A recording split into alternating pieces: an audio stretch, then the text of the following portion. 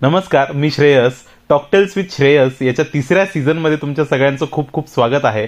आधीचे 2 सीझन तुम्ही खूप भरभरून प्रेम दिलं सगळ्या एपिसोड्सला, त्याच्याबद्दल खूप धन्यवाद तुमचे. आणि तिसऱ्या सीझनची जी सुरुवात आहे ती खूप अमेझिंग झालेली आहे. आपल्यासोबत सरप्राईज गेस्ट आहेत आज. त्यांची ओळख जी आहे मी त्यांच्याच एका फेमस फिल्मच्या डायलॉगने करून देतो. Born in Sadashiv Peth, brought up in Pune, worked hard in Mumbai and 100% made in India. The most ever आत्मनिर्भर actor, दी उपेंद्र लिमये. दी वगैरे काही नाही. म्हणजे ॲनिमल आत्ता आलाय, पण जोगवा, सावरखेडे गाव, मुळशी पॅटर्न, पेज 3 इतके हिट फिल्म्स दिल्यात. जे काम केलंयस तू आजपर्यंत, पहिले त्या गोष्टीसाठी.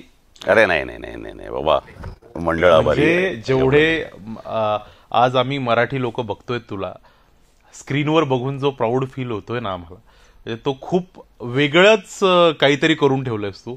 एवढ्या कमी वेळामध्ये एवढं मोठं गाजवणं, एवढी गोष्ट मोठी करणं, त्याला असं म्हणता येईल की खाऊन टाकणं फिल्म ज्याला म्हणतात, ते तू केलंयस दादा. नाही तुझा फॅन मी आत्ता ॲनिमल पासून नाही, मुळशी पॅटर्न, त्याच्या आधी जोगवा, जे काय करून ठेवलेलं आहे. म्हणजे काय नेमकं काय उपेंद्र लिमये, हु इज उपेंद्र लिमये? नाही, तू जरा जास्त करून सांगतोयस. एवढं काही नाही आहे. सिम्पल गोष्ट आहे की अगदी कॉलेजच्या दिवसापासून जेव्हापासून मी पॅशनेटली किंवा सिरियसली थिएटर करतोय तेव्हापासून सिम्पल एक राहिलेलं आहे, आपण आपल्या हाती आलेलं काम एन्जॉय करायचं आणि त्यातलं द बेस्ट देण्याचा प्रयत्न करायचा. आणि म्हणजे ती मानसिकता तेव्हापासून आहे ना, की माझ्याबरोबर हजारों शेकडो ॲक्टर्स असणार आहेत, तर त्याच्यात मग माझ्याचकडे घावं असा तो एक असतो ना. तर मग एक तो वेगळा प्रयत्न पहिल्यापासून राहिलेला आहे, किंवा तो प्रयत्नच आहे. म्हणजे I am just trying to give my best and trying to perform my best. कारण की मला एवढंच माहिती आहे की तुझं कामच तुला उद्या चांगलं काम देतं ना. ते सोशल मीडियामुळे होतं, किंवा त्या good morning, happy Diwali, happy new year असल्या मेसेजेसनी होतं. ते फक्त तुझं कामच असतं जे तुला एका चांगल्या कामाची प्रॉबॅबिलिटी त्याच्यातनं निर्माण होते. त्यामुळे तो एक प्रयत्न राहिलेला आहे पहिल्यापासून, आणि इथून पुढे पण जोवर मी काम करीन तो प्रयत्न राहील. वा. आणि मला एक सांग की पहिली गोष्ट, उपेंद्र लिमयेच्या आधी येतो त्याचा आवाज. हो, पण ते त्याचं काय गुपित आहे? गुपित काही नाही. मी स्वतःला अत्यंत भाग्यवान समजतो की ती परमेश्वराची कृपा आहे, की किंवा मी जर असं म्हणालो की ह्या आवाजासाठी मी खूप परिश्रम केलेत तर मी खोटं बोलतोय. असं काही नाही, तो गिफ्टेड आहे. आणि म्हणजे शाळेमध्ये असताना माझा आवाज जेव्हा फुटला नव्हता, तेव्हा new English school, Tilak road ह्या शाळेमध्ये ही मुलांची शाळा होती फक्त, त्यामुळे माझा आवाज फुटला नव्हता. 7वीमध्ये मला आठवते, तेव्हा त्या शाळेमध्ये मी स्त्रीपात्र करायचो. अच्छा. कारण की माझा आवाज तेव्हा फुटलेला नव्हता. पण त्याच्यानंतर तो फुटला, तो असा फुटला. फोडलाय. म्हणजे तू स्त्री पात्र तेव्हा करायचास, तर म्हणजे जोगवाचं जे काही इन्स्पिरेशन आहे ते तिथून आलं असं म्हणायला? नाही, असं तसं नाही म्हणता येणार ॲब्सोल्युटली. अगदी माझी पहिली फिल्म डॉक्टर जब्बार पटेलांची मुक्ता असेल ते आत्ताच्या फिल्मपर्यंत कुठलीच भूमिका ही मी अशी ठरवली नव्हती की मी करणार आहे. या सगळ्या माझ्याकडे ऑफर झालेल्या भूमिका आहेत, आणि त्या दिग्दर्शकांनी तो एक विश्वास ठेवून माझ्यातल्या अभिनेत्यावर मला त्या ऑफर केलेल्या आहेत. मग अगदी ट्रॅफिक सिग्नलमधला तो लंगडा असेल, मन्या लंगडा असेल, किंवा सरकार राजमधला तो एकदम जॅक ऑफ ऑल ट्रेडसारखा कांतीलाल बोरा असेल, मुळशी पॅटर्नमधला हा असेल, किंवा येलोमधला कोच असेल, तर ह्या सगळ्याच त्या दिग्दर्शकांनी ऑफर केल्यात. जसं संदीप रेड्डीनी सुद्धा हा रोल मला स्वतःहून ऑफर केला होता, की त्याला थोडा एक मराठी टच असलेला कॅरेक्टर फ्रेडी दिसत होतं, जे त्याच्या डोक्यात होतं, आणि त्याच्या डोक्यात होतं की हे उपेंद्र लिमयेनं करावं. त्यामुळे नो डाऊट. नाही, ते जमून आलं. आणि खाऊन टाकलं वगैरे हे लाऊड आहे असं काही नसतं. कलाक्षेत्रात तर असं नसतंच. It is always a chemistry. मी अनेक वेळा म्हणतो, ती काही 100 मीटर पळण्याची स्पर्धा नसते की आता मी त्याला हरवून दाखवतोय. It is always a chemistry. म्हणजे तायप्पा उत्तम झाला याच्यात जेवढं त्या सगळ्यात जास्त क्रेडिट त्या दिग्दर्शकाचं आहे, राजीव पाटीलचं, ज्यांनी तो त्या फिल्ममध्ये त्या कॅरेक्टरला तसं ट्रीट केलं आणि माझ्याकडनं तसं काम करून घेतलं, किंवा मुक्ताचं कॉन्ट्रीब्युशन तेवढंच आहे की ज्याच्यामुळे आमचे सीन वर्क झाले. तसंच या बाबतीतही म्हणेन की मुळात लेखक दिग्दर्शक म्हणून संदीप रेड्डीला तो फ्रेडी सुचला त्या सिच्युएशनमध्ये, ते कारण की म्हणजे त्याचं प्लेसिंग पण परफेक्ट आहे. तो ज्या स्क्रीन प्लेमध्ये ज्या पद्धतीत आणि ज्या टप्प्यावर येतो, इंटरव्हलच्या आधी आणि टप्प्यावर येतो, आणि मग परत त्याला टप्प्यावर अनेक बॉल पण मिळाले चौकार षटकार मारण्यासाठी. त्यामुळे असं मिळणं, ऑथरबॅक मिळणं, म्हणजे तो नशिबाचा भाग आहे. मी जर असं म्हणलं की मी ते खाऊन टाकलं वगैरे असं काही नसतं. I just tried my best and it work, एवढंच मी म्हणेन. म्हणजे हे तुझ्या मोठेपणा आहे ऍक्च्युली, हे तू जे बोलतोयस ते. पण आतापर्यंत अलीकडच्या काळाबद्दल बोलतोय की बरेच रोल तू असे स्ट्रॉंग मॅन, पोलीस, विलन असे केलेस. याच्यामध्ये तुला असं वाटलं नाही का की अलीकडच्या काळामध्ये रोमॅन्टिक फिल्म्स ऑफर झाल्यात, नाही झाल्यात? नाही, एवढ्यात नाही झालं. आणि आता हळूहळू माझं ते वय पण नसेल ना म्हणजे आता जे रोमॅन्टिक प्रोजेक्ट येतील ते ओढून धरलेस वय तुझं. नाही, त्या वयातले रोमॅन्टिक काही प्रोजेक्ट आले तर ठीक आहे. मी म्हणालो ना तुला की मी असं काहीच ठरवलं नाही आहे. त्या टप्प्यावर ते प्रोजेक्ट्स येत गेले, ती कॅरेक्टर्स येत गेली आणि मी केलो आहे. पण मला म्हणजे जरी जोगवा अत्यंत डार्क कॉन्टेंटवरची फिल्म असली तरी राजीव पाटीलनी त्याला एक उत्तम लव्ह स्टोरी म्हणूनच ट्रीट केलं होतं. ती तायप्पा आणि सुलीची लव्ह स्टोरी म्हणून फिल्म ट्रीट केलेली आहे. म्हणून ती तो बॅकड्रॉप तसा आहे, पण तो त्याचा एक व्हिज्युअली तो सगळं जे बघाल आणि सगळी ट्रीटमेंट आहे, तो ही treated Jogwa as a love story. त्यामुळे एक त्या निमित्ताने एक फॅन्टॅस्टिक त्या पद्धतीची पण फिल्म मला करायला मिळाली. गुरुपौर्णिमासारखी फिल्म आहे जी अत्यंत सटल लेवलवरची रिलेशनशिपवर, की जो आत्ताचा किंवा मुळशी पॅटर्न ह्याच्यातला दिसणारा माझं कॅरेक्टर आणि तो गुरु, तो अत्यंत टोकाचं वेगळं कॅरेक्टर आहे.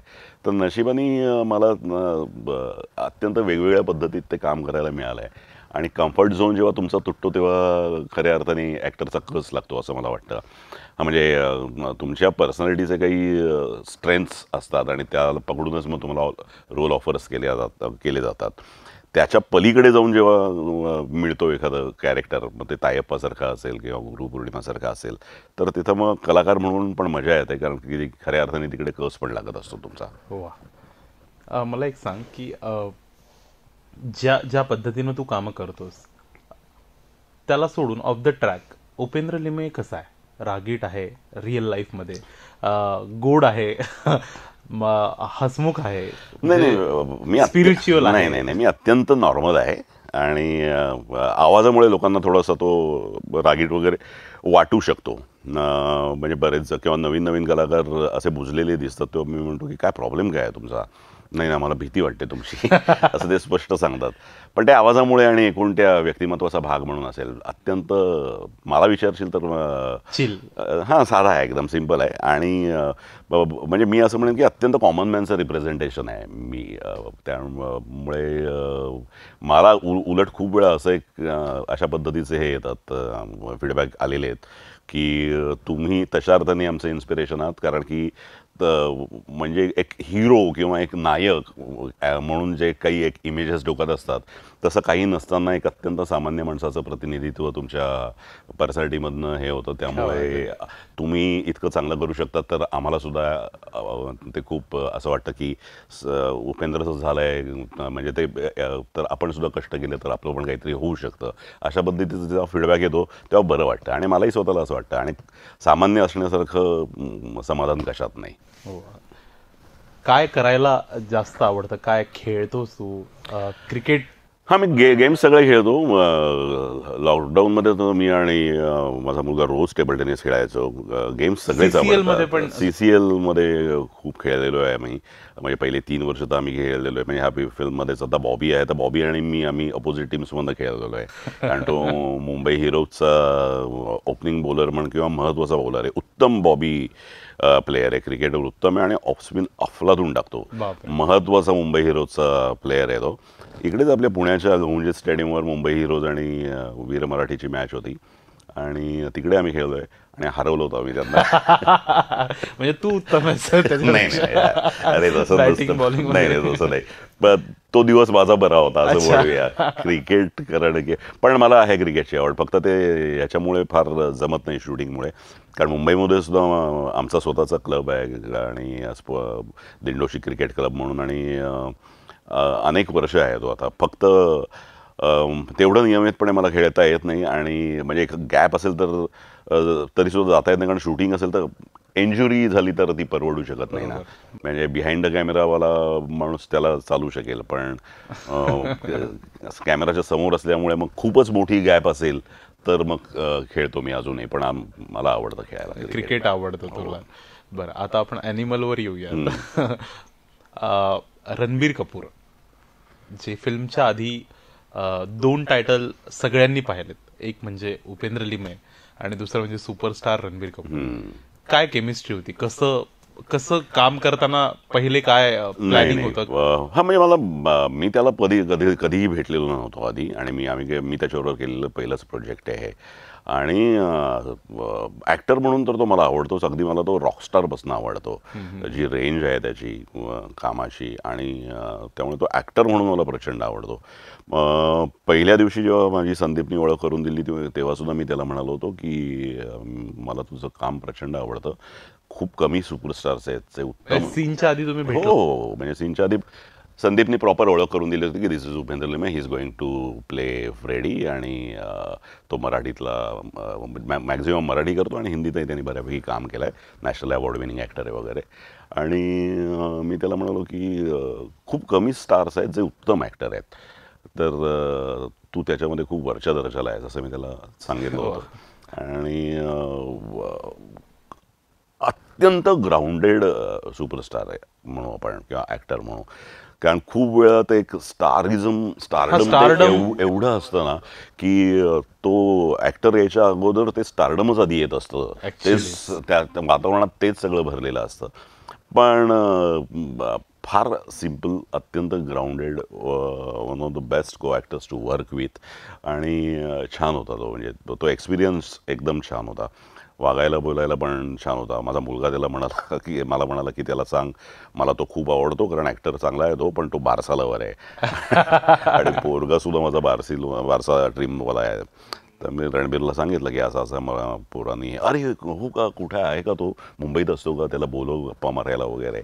इतका तो सिम्पल आहे. आणि ॲक्टर म्हणजे ॲनिमल ज्यांनी बघितली असेल, द वे ही सरेंडर्ड, म्हणजे भूमिकेला सरेंडर होणं काय लेवलवर असू शकतं आणि त्याचा काय रिझल्ट मिळू शकतो, अफलातून काम केलं. तुझ्यासाठी किती चॅलेंजिंग होतं की आपली चड्डी काढून त्याला देणं? हां, म्हणजे मी थोडा हेजिटेट झालो होतो जेव्हा मला नरेट केलं होतं. तर मी म्हणलं की एकतर तो रणबीर तयार आहे का हे सगळं करायला, दुसरी गोष्ट ते फार डेलिबरेटली वाटणार नाही ना. तर मला संदीपनी हे सगळं सांगितलं होतं, म्हणलं की it will be justified, don't worry. त्याच्या आधी एक सीन असा पडणार आहे की जेणेकरून तो जस्टिफाय होतो. तो उगाचच काहीतरी करायचं म्हणून आपण असं काही करत नाही. तर तो माझ्यावर विश्वास ठेव. आणि रणबीर कन्व्हिन्स्ड होता.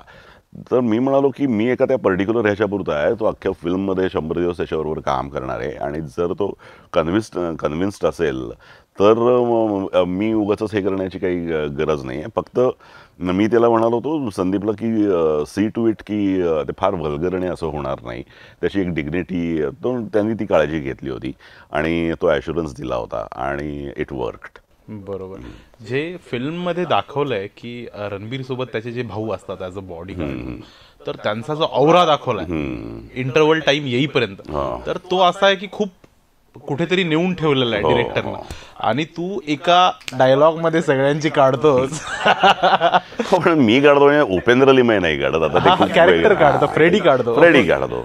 पण ते परत तेच कॅरेक्टरिस्टिक्स म्हणून ते संदीपच्या डोक्यामध्ये फिक्स होतं. इतकं वाव वाटतं ना ते ऐकायला, इतकं अंगावर येतं. म्हणजे त्याचा एक क्लास वेगळा आहे, त्याची एक डिग्निटी वेगळी आहे त्या कॅरेक्टरची. आणि तो जनरल एक डिलिव्हर बॉय नाही आहे. आणि हे त्याच्यातनं त्याला रिफ्लेक्ट करायचं होतं, म्हणून ते प्लेसिंग झालंय. म्हणून तो खांद्यावर आहे, मग कंधे पे हात नाही रखने का पासून ते सगळं झालेलं आहे. फक्त तो डायलॉग म्हणजे ते मी संदीपला करून दाखवलं होतं, ते हा जो प्रकार सगळा होता त्याचा, तर तो मी त्याला संदीपला मला सुचल्यावर करून दाखवला होता. आणि त्या दिवशी तो सीन शूट झाल्यानंतर प्रत्येक सेटवरच्या कोपऱ्या कोपऱ्यांना फक्त एवढे आवाजच येत होते. तर मी पण काल रात्री ट्राय करत होतो.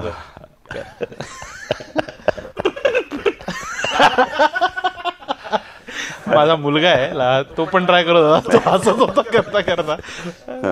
म्हणजे ते इम्प्रोवाइज होतं. हो, ते इम्प्रोवाइज होतं. आणि मी त्याच्यामध्ये सिम्पल एक माझं लॉजिक काय होतं की एक तर डेलिब्रेट कॉमेडी नाही आहे त्याच्यात काहीच. सीन सिरियस आहे, फ्रेडी तर अत्यंत सिरियस आहे आणि तो सांगतो पण मला हलक्यात घेऊ नका, दिस इज अ सिरियस बिझनेस आणि मी फालतूपणा करायला. मी मॅड झालो आहे. माझ्या टीमला इंजिनियर्स अख्खी मॅड झाली आहे. कोणी ते डिझाईन ब्रीफ केलं आहे, कोण आहे त्या माणूस, म्हणून तो भेटायला आला आहे खरा. अदरवाईज जनरल नुसत्या काही आर्म सप्लाय असेल तर पाठवलं असतं.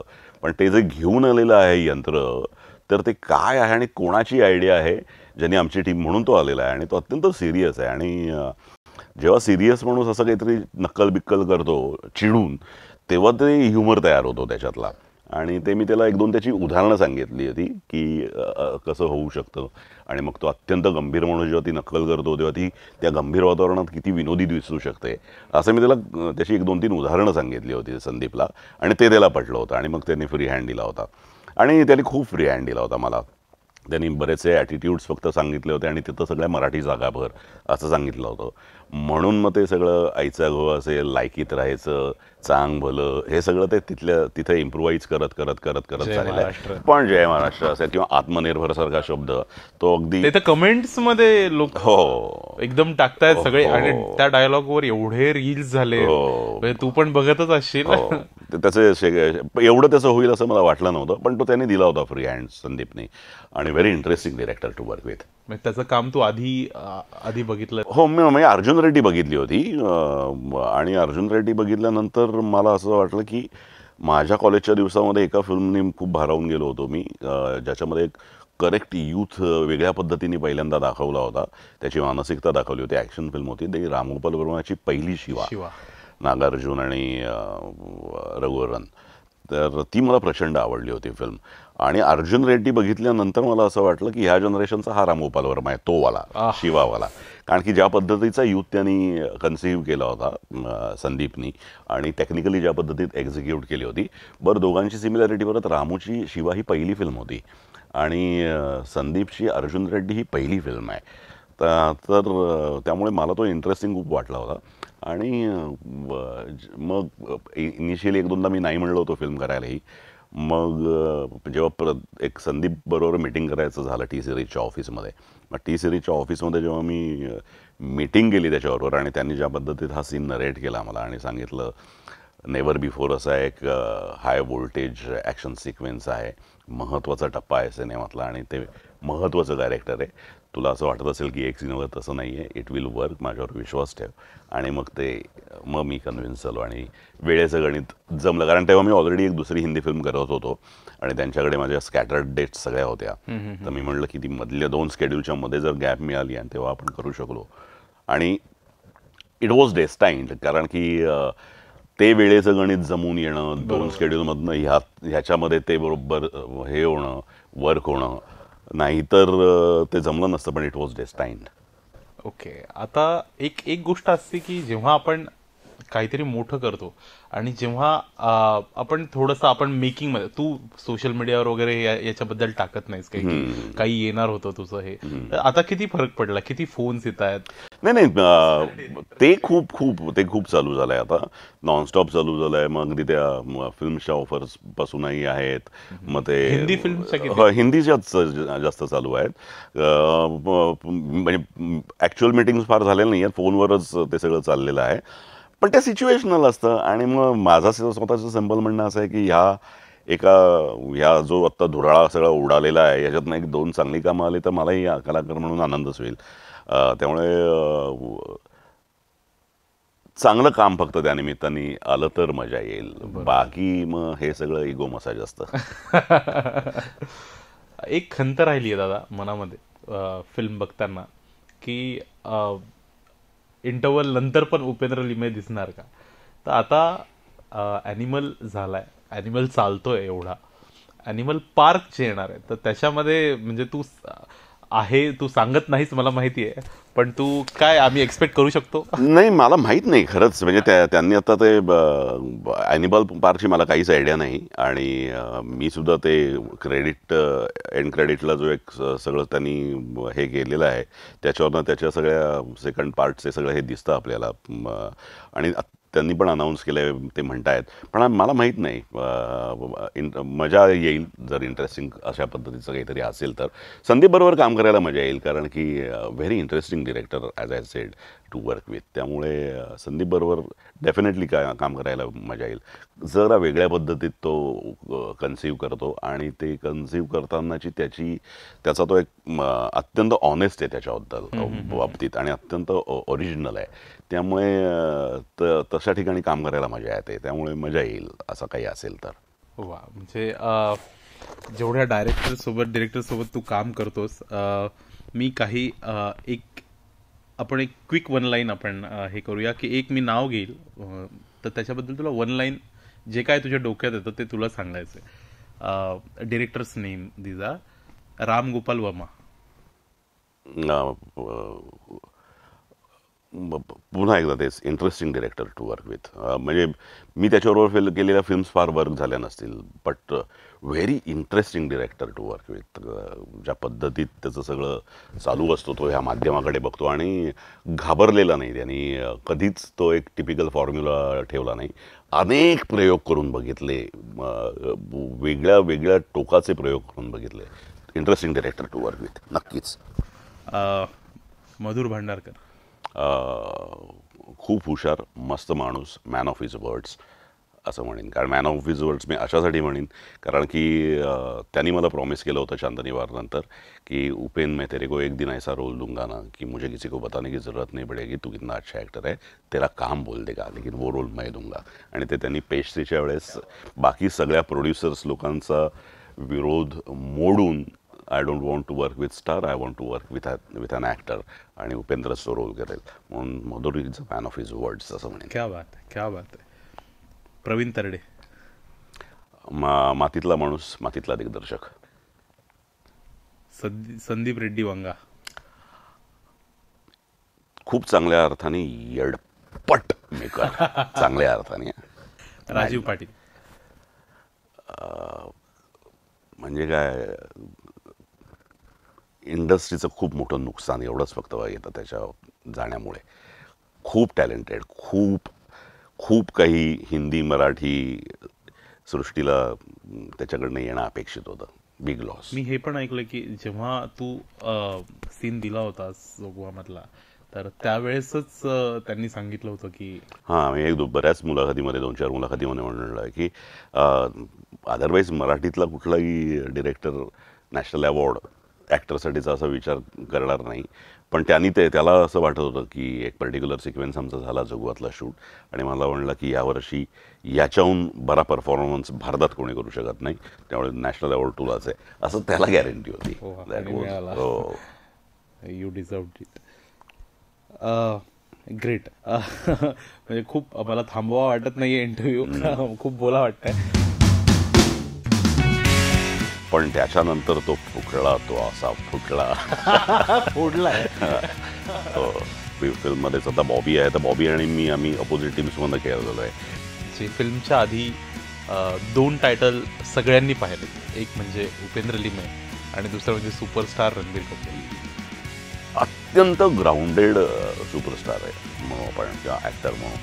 कारण खूप वेळा ते एक स्टारडम एवढं असतं ना की तो ॲक्टर यायच्या अगोदर ते स्टारडमच आधी येत असतं.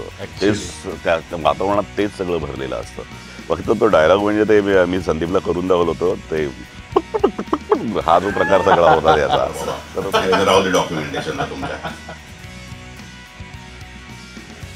नमस्कार, मी उपेंद्र लिमये. तुम्ही पाहत आहात टॉक टेल्स विथ श्रेयस. तुम्हाला जर का हा इंटरव्ह्यू आवडला तर ह्या चॅनलला सबस्क्राईब करा, शेअर करा आणि कळवा बरं आहे नाही आहे काय असेल ते.